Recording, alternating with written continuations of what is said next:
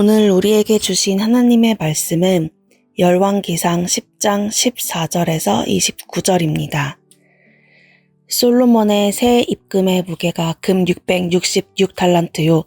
그 외에 또 상인들과 무역하는 객상과 아라비아의 모든 왕들과 나라의 고관들에게서도 가져온지라.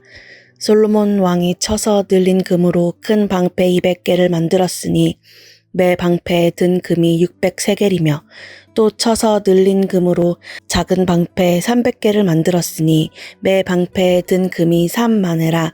왕이 이것들을 레바논 나무 궁에 두었더라.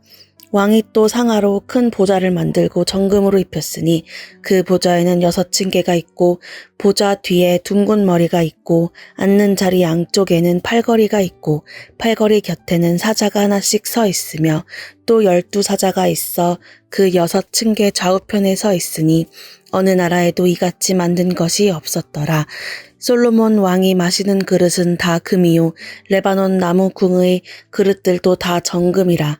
은 기물이 없으니 솔로몬의 시대에 은을 귀히 여기지 아니함은 왕이 바다에 다시스 배들을 두어 히람의 배와 함께 있게 하고 그 다시스 배로 3년에 한 번씩 금과 은과 상아와 원숭이와 공작을 실어 왔음이더라.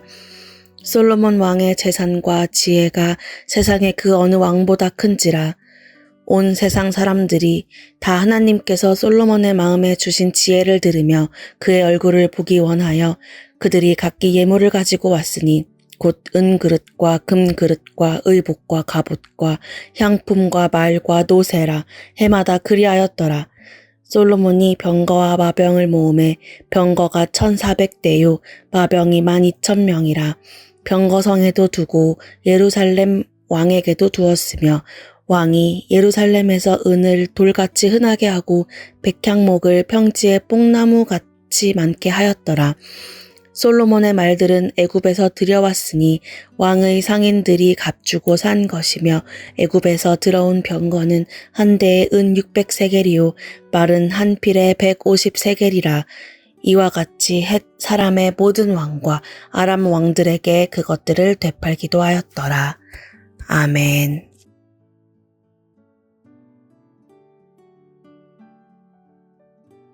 사랑하는 성도 여러분, 오늘 우리가 함께 살펴볼 말씀은 솔로몬 왕국의 절정기를 보여주는 장면입니다.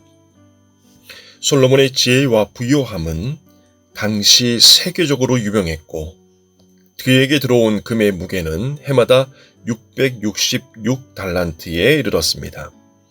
그는 금으로 방패를 만들고 상아로 보좌를 짓고 은을 돌같이 여길 정도로 큰 부를 누렸습니다. 그러나 이 화려함 속에서 우리는 하나님의 말씀을 통한 깊은 묵상이 필요합니다. 솔로몬의 부와 영화는 정말 하나님께서 기뻐하시는 것이었을까라고 하는 묵상입니다.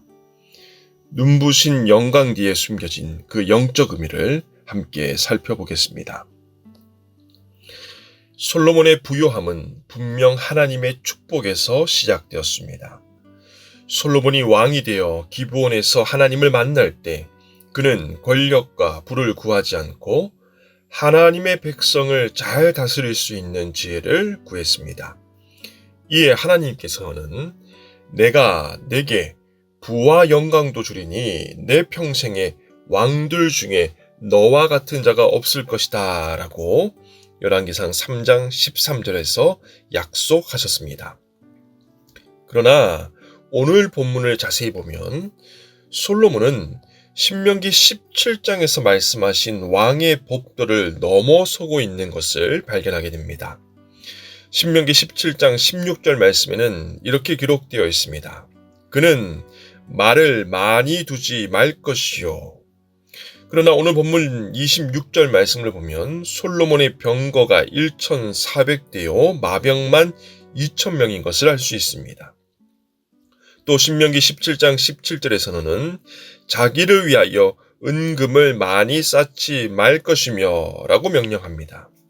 그러나 오늘 본문 27절을 보면 솔로몬이 은을 예루살렘에서 돌같이 흔하게 하였다는 것을 알 수 있습니다. 마지막 신명기 17장 16절에서 말을 많이 얻으려고 그 백성을 애굽으로 돌아가게 하지 말 것이니 라고 명령합니다. 그런데 오늘 본문 28절에서 29절 말씀을 보면 솔로몬이 그 말과 병거를 애굽에서 사오는 것을 알 수 있습니다. 하나님의 축복으로 시작된 부요함이 결국 교만과 불순종의 씨앗이 되어가고 있었던 것입니다. 이것은 마치 하나님께서 우리에게 허락하신 그 많은 선물들이 때로는 우리의 나약함과 우리의 믿음 없음과 우리의 신앙 없음으로 말미암아 하나님으로부터 멀어지게 할 수 있다는 죄의 원인과 우상 숭배의 제목이 될 수 있다는 것을 경고합니다. 바라기는 하나님 허락하신 것들을 하나님의 뜻에 맞게 합동하여서 하나님께 칭찬, 상급, 면류관 받는 복된 저와 여러분 되시기를 주님 이름으로 축복합니다. 이처럼 솔로몬의 왕국은 황금으로 빛났지만 그 내면이 점차 하나님의 말씀에서 멀어져 갑니다. 금으로 만든 방패와 상아 보좌는 솔로몬의 화려한 권위를 상징했을지는 모르나 그것이 곧 하나님의 영광이 아닌 솔로몬 자기 자신의 영광을 위한 것이 되어 갔습니다. 본문 14절에서 솔로몬에게 들어온 금의 무게가 666달란트였다는 기록은 의미심장합니다.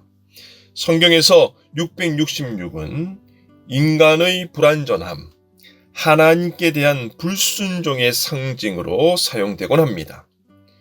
요한계시록 13장 18절에서도 이 숫자를 짐승의 수로도 언급합니다. 이는 마치 솔로몬의 영광 속에 이미 세태의 씨앗이 심어져 있는 것을 암시합니다. 솔로몬의 방패는 금으로 만들어졌지만 실제 전쟁에서 그와 같은 금 방패는 무용지물입니다. 아름답게 보일 수는 있으나 실제 보호 기능은 약하기 때문인 것이지요. 이는 마치 오늘날 우리가 세상의 부와 명예를 추구하는 모습과도 많이 닮아 있습니다.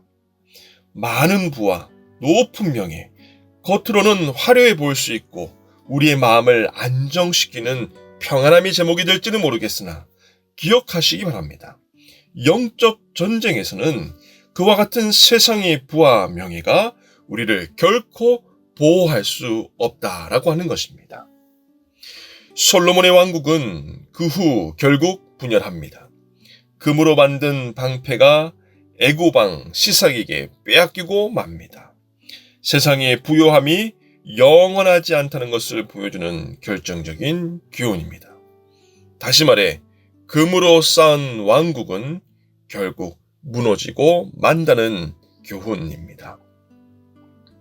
이와 같은 솔로몬과 대조적으로 우리의 참왕이신 예수 그리스도는 어떠하셨습니까?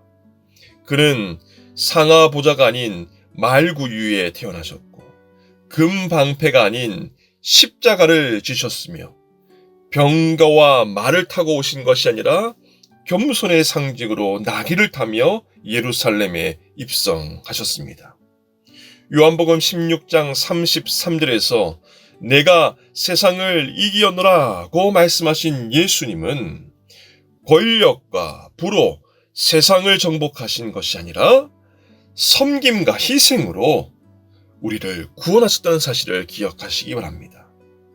이처럼 그리스도의 왕국은 하나님 나라는 금이 아닌 하나님의 은혜로 화려함이 아닌 십자가의 사랑으로 세워진다는 사실을 명심하시길 바랍니다.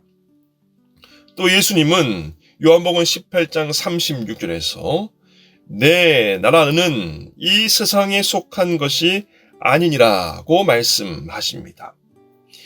다시 말하여 하나님 나라는 예수님의 왕국은 보이는 영광이 아니라 보이지 않는 영적 실체라고 하는 뜻입니다. 이는 믿음으로 세워지는 것이며 사랑으로 확장되는 것이며 소망으로 완성되는 것입니다. 솔로몬의 화려한 왕국은 결국 무너졌지만 그리스도의 왕국은 하나님 나라는 지금도 든든하며 영원하다는 사실을 우리 마음판 가운데 새기며 잊지 않아야겠습니다. 그들은 멸망할 것이나 주는 영존할 것이며 그들은 다 옷같이 낡아지리니 의복처럼 갈아입을 것이요 그들이 옷같이 변할 것이나 주는 동일하여 연대가 다함이 없으리라. 히브리서 1장 11절에서 12절 말씀의 약속을 기억하는 저와 여러분 되시기를 주님 이름으로 축원합니다. 말씀을 맺고자 합니다. 솔로몬은 금으로 자신의 왕국을 쌓아갑니다. 그러나 그 왕국은 무너집니다. 반면 하나님의 은혜로 세워진 그리스도의 왕국은 영원합니다. 저와 여러분은 지금 어떤 왕국에 속하기를 원하십니까? 또 어떤 기초 위에 우리의 인생을 세워가기를 기대하고 소망하고 있습니까? 기억하시기 바랍니다. 금은 녹슬고 부서지지만 은혜는 영원합니다. 금 방패는 우리를 지켜주지 못하지만 에베소서 6장 16절의 말씀처럼 믿음의 방패는 악한 자의 모든 불화살을 소멸시킵니다. 솔로몬의 상하 보좌는 시간이 지나면 없어지지만 그리스도의 보좌는 영광스럽게 영원히 서 있습니다. 오늘도 우리가 세상이 줄 수 없는 참된 부요함, 하나님과의 관계 안에서 누리는 그 영적 축복을 사모하며 살아가는 복된 저와 여러분 되시기를 축복합니다. 그리하여 금으로 쌓아가는 왕국이 아니라 금으로 쌓아가는 저와 여러분의 인성이 아니라 하나님의 은혜로 세워지는 거룩한 하나님 나라의 복된 인생 되기를 주님의 이름으로 축복합니다. 마태복음 6장 20절에서 21절까지 말씀입니다. 너희를 위하여 보물을 땅에 쌓아두지 말고 하늘에 쌓아두라. 거기는 좀이나 동록이 해하지 못하며 도둑이 구멍을 뚫고 도둑질도 못하느니라. 내 보물이 있는 그곳에는 내 마음도 있느니라. 이 말씀처럼 우리의 보물, 우리의 마음이 오직 하나님 한 분께만 있기를 주님의 이름으로 축원합니다.